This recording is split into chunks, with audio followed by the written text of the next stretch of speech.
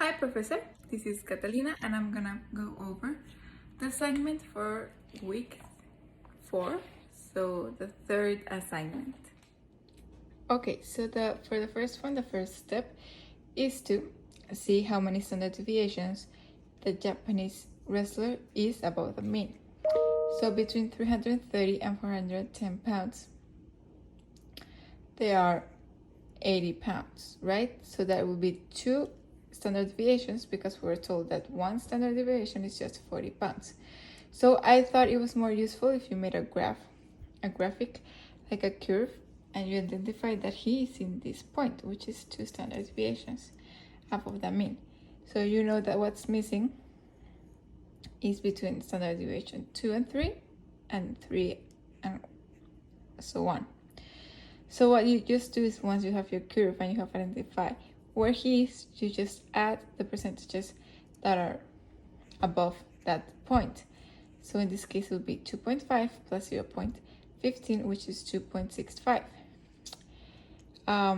Yeah, so that's for the first one. So it means that 2.65% of the people are above him. Okay, for the second one, we needed to draw a normal distribution and divide it into 8 sections.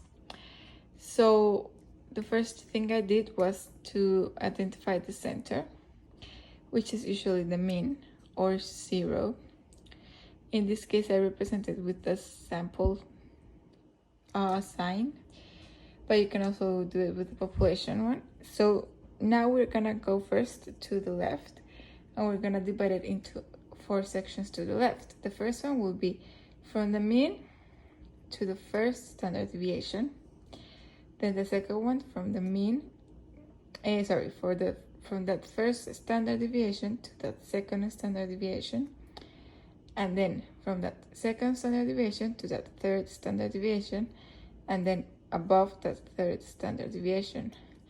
Like this is the left side to the mean. We label it as the mean minus 1 standard deviation, the minus 2 and minus 3 because it's towards the left. Now we do the same thing towards the right. So we go the mean plus 1 standard deviation will be the first section. Then between 1 standard deviation and 2 standard deviations will be the second section. Then from 2 standard deviations to 3 standard deviations will be the third. And then 3 standard deviation and so on will be the fourth. Because this is towards the right, so it's increasing, it will be plus 1 standard deviation, plus 2 standard deviations, plus 3, instead of minus that was to the left when it was like going the other way.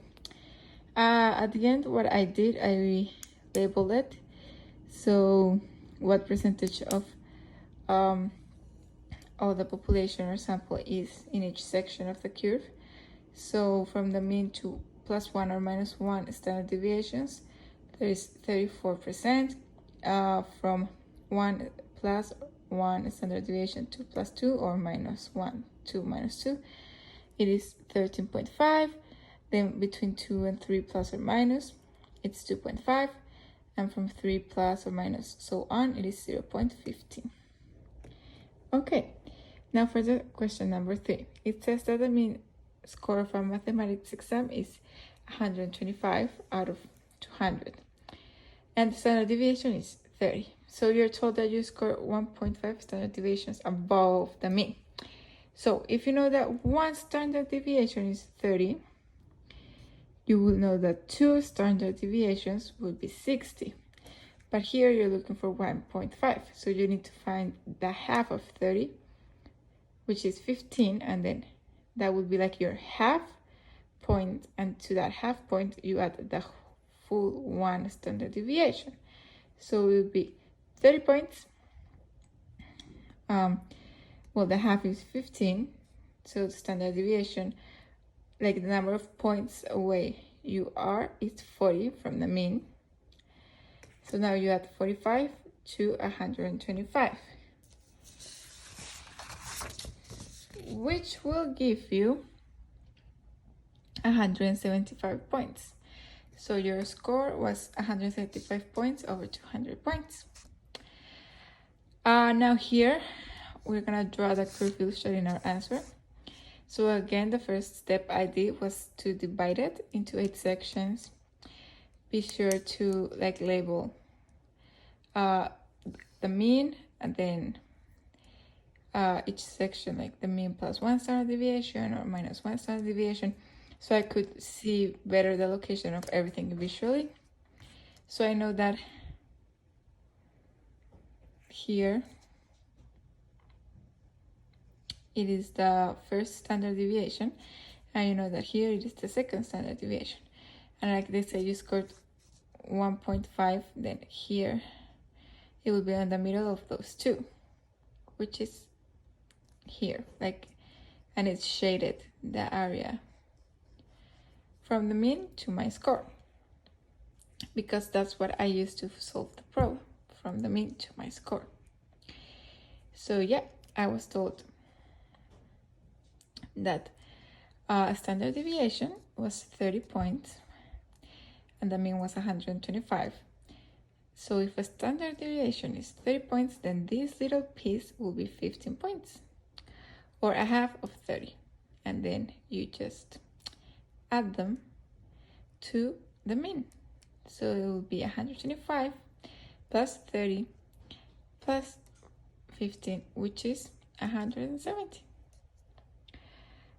Okay, now they're asking what percentage of a population will fall between -1 and +1 standard deviations from the mean, and what percentage will fall between -2 and +2 standard deviations from the mean.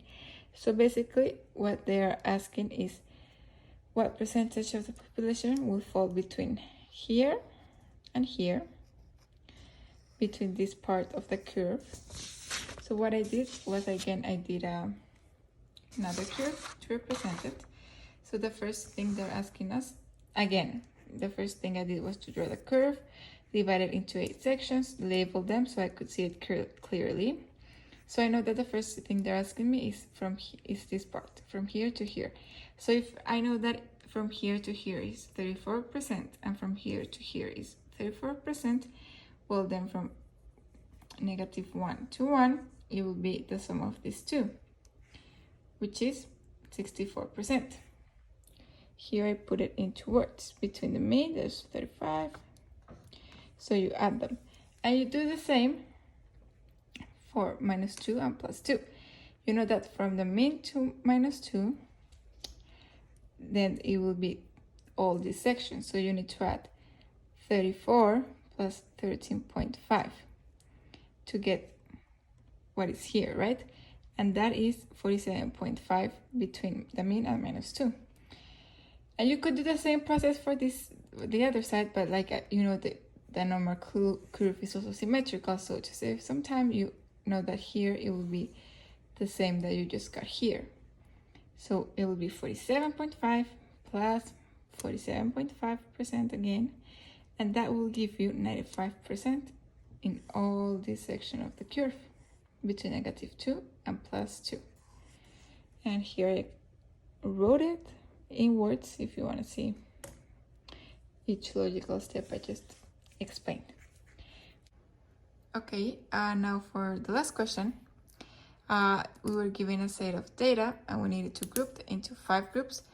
Tell the frequency, the relative frequency, and the cumulative frequency. So first I organized them into scores. There were 12 total scores. And then because there is a diversity culture awareness test, there was no absolute 0 in this case. So my grouping were from 1 to 2, 3 to 4, 5 to 6, 7 to 8, 9 to 10. And then I just looked and saw how many scores were from 1 to 2, to 1 to 3, and I put there 3 and so on. Until the total gave me 12, because there were 12 scores, and this is the frequency. So for the relative frequency, you need to find the percentage of how many scores are in this category over all the scores. So you divide 3 divided by 12 to find how, out of the total number of scores, there are 3 in this category, so that's what you do. And so on for all of these ones, and it needs to add up to 100. The cumulative frequency is a little bit different. So you start by, the first part is the same process. So in 3, from 1 to 2, there were 3 scores, right? So 3 out of 12, that will give you 25%. But then when you pass on to the next one, like it is a cumulative frequency, it is not taking into account only the one on the specific row, but also all the rows above. So you need to add the frequency of that row, which in this case is again 3, and you calculate it here, and you need to add the 25 of the previous one, of the previous cumulative, which in this case is 25 also. So it's basically, you take the cumulative of above and you add the relative frequency of that one to get the cumulative frequency of the one you're looking for. And then you do the same. Okay, so for the next one. So 2 out of 12 is 67%. Is 17%. But so for the cumulative frequency, you take the previous cumulative frequency, 50, plus the row you're looking relative frequency, which will give you this row cumulative frequency, which is 67.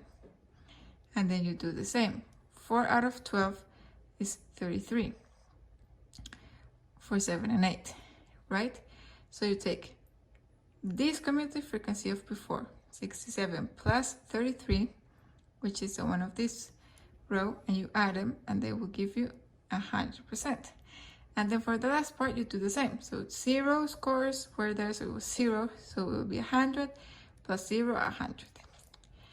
And yeah, so cumulative frequency is like the sum of all the, like the percentages of scores that were in that row and above.